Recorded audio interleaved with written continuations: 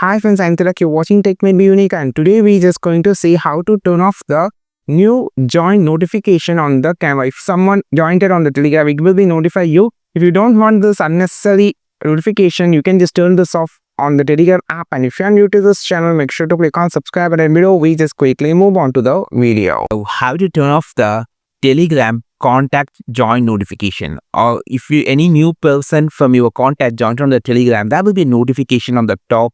So this friend has been joined on the Telegram.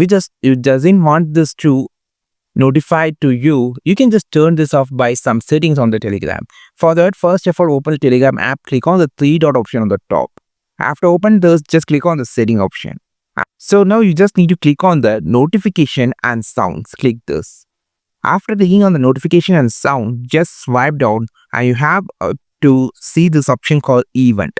So you can say the option called events. It shows two options, and the first option is just talking about contact join to Telegram. So this option allows you to turn off the notification if any friends from your contact has joined to the Telegram. It will not notify.